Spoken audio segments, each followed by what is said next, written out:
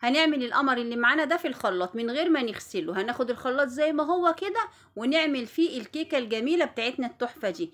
اوعي تغسلي الخلاط. السلام عليكم ورحمه الله وبركاته. ازيكم يا حبايبي؟ عاملين ايه؟ يا رب تكونوا بخير ان شاء الله. النهارده ان شاء الله هنعمل كيكه بزبده اللوتس. انا عملت زبده اللوتس، وبعد ما لقيت الخلاط فيه بواقي من زبده اللوتس والله ما هنش عليا ان انا اغسله. قلت والله لا اعمل فيه كيكايه وهتطلع كيكايه هايله. في ناس كتير بتعملها بس بيعملوها بالبسكوت، وانا قلت ليه ما نعملهاش بالدقيق.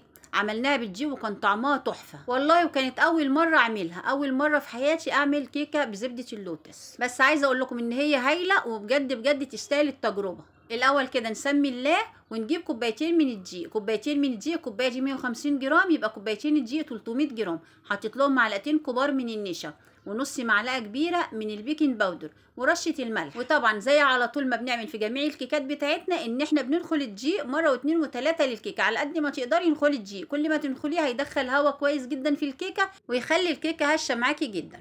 دلوقتي انا بقى بحضر الصينيه اللي هعمل فيها الكيك. دهنتها دهنه زيت كويسه وبطنتها بالدقيق، وممكن كمان تدهنيها بالزيت بس وما تبطنيهاش بالدقيق ولا حاجه، مش ضروري الدقيق، بس احنا بنقول احتياطي لان الصواني دي طبعا انتوا عارفين ان بيبقى فيها حوارات كتير، فالاضمن ان احنا نبطنها بالدقيق. نديها رشه دقيق ورحنا واخدينها نفضه كويسه عشان ننزل الدقيق الزياده كله. والصينيه دي مقاس 24، ممكن تحطي المقدار ده في صينيه مقاس 24 او 26 او كمان 28 على حسب ارتفاع الكيكه. انت عايزه ارتفاع الكيكه قد ايه. بعد كده بقى بجيب الخلاط بتاعي من غير ما اغسله زي ما قلت لكم في اول الفيديو. انا ما غسلتش الخلاط لان كنت لسه عامله فيه زبده اللوتس. بعد ما عملت فيه زبده اللوتس قلت والله لا اعمل مكانها كمان كيكه. خدت بقى الخلاط وخدت فيه ربع كوبايه من زبده اللوتس اللي انا كنت لسه عاملاها دلوقتي، وحطيت عليهم بيضتين وتلت كوبايه من الزيت، وحطيت معايا معلقه خل كبيره، وحطيت اقل من كوبايه الا ربع من السكر. ما تكتريش السكر لان احنا حاطين زبده اللوتس معانا،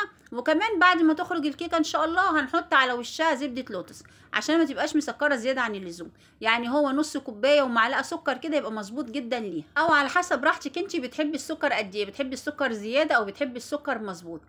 بعد كده هجيب كوبايه من اللبن، ويا ريت اللبن يكون دافي. اللبن لو دافي بيدي نتيجه جميله جدا ان شاء الله في الكيك.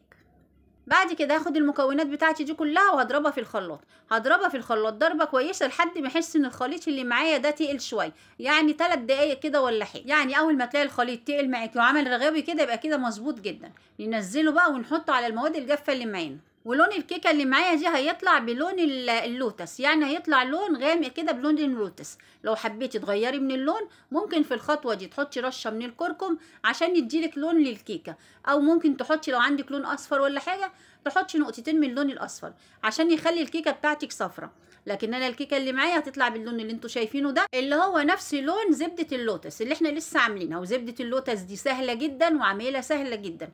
انا عاملاها بس منزلاها عندي على الصفحه بتاعتي على الفيسبوك، اللي يحب يشوفها يدخل في قسم لمحه، هيدوس على علامه الفيسبوك هتوصله لهناك، هيشوف هناك الطريقه، والطريقه سهله جدا.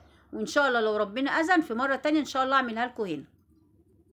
بعد كده بقى نقلب الخليط بتاعنا اللي هو المواد الجافه على المواد السائله تقليبه كويسه كده، ونجيبه بقى ونصبه في الصينيه. المواد الجافه بتاعتنا اللي هي كانت عباره عن كوبايتين من الدقيق ومعلقتين كبار من النشا ونص معلقه كبيره بيكنج باودر ورشه ملح.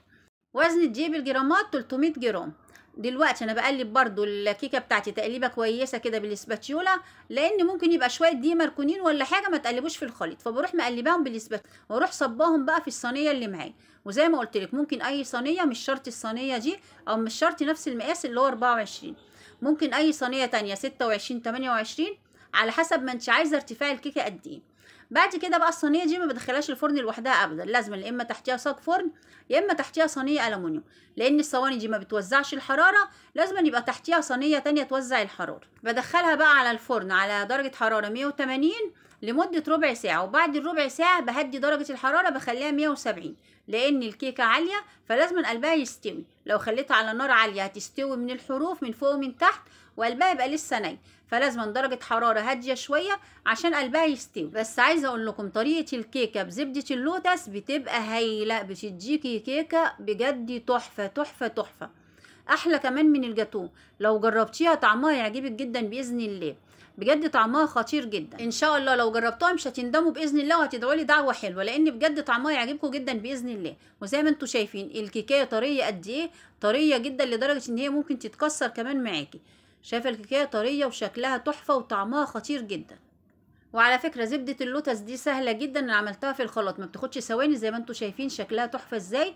هي بتتعمل ببسكوت وكراميل وشويه لبن، ما بتاخدش حاجه زياده عن كده، وبتتضرب في الخلاط. تخليها عندك بقى تزوقي بيها كيكه، تحشي بيها تورته، بجد جميله جدا. حطيت بقى انا على وشها كده كراميل، وحطيت عليها زبده لوتس. انا كنت عامله الكراميل، وبعد ما عملت الكراميل قلت والله لا اعمل كمان زبده اللوتس، فبقى عندي الكراميل وعندي زبده اللوتس. بعد ما عملت زبدة اللوتس قلت والله لا اعمل كمان كيكة اللوتس بالمرة. بس فعلا بعد ما عملتها والله ما ندمتش، فرحت جدا بيها، لان طعمها بجد روعة. طعمها يعجبكم جدا ان شاء الله، لو جربتوها باذن الله طعمها يعجبكم. هو لونها بيبقى لون زبدة اللوتس. لو ما عجبكيش لونها ممكن تحطي شوية زي ما قلت لك كركم، او رشة كركم كده بسيطة، او لون اصفر عشان يصفر معاكي الكيكة ويديكي لون اصفر زي ما انتوا شايفين كده. هو ده لونها اللي هو بنفس لون زبدة اللوتس، وطعمها خطير، طعمها طعم جدا. زبدة اللوتس جواه مخليه طعمها بجد رائع. جربوها وبجد طعمها يعجبكم جدا. طعم بجد زبدة اللوتس فيها خطير جدا. انا اول مرة اعملها والله، بس بصراحة عجبتني جدا، وقلت ان شاء الله ابقى اعملها على طول. يعني ابقى احضر شوية زبدة لوتس عندي كده في التلاجة، واعمل منهم كيكة في اي وقت. وزبدة اللوتس زي ما قلت لكم ان هي سهلة جدا، وبتنفع في حشوات كتيرة. عايزاكم بقى تجربوها، ولو عجبتكم وعجبكم الفيديو بتاعنا ما تنسوش تدخلوا قناتي، تعملوا لي لايك وتعملوا لي اشتراك. وانا من هنا بشكر كل حبايبي اللي بيدخلوا بيدعموني بالكومنتات بتاعتهم اللي زي العسل زيهم.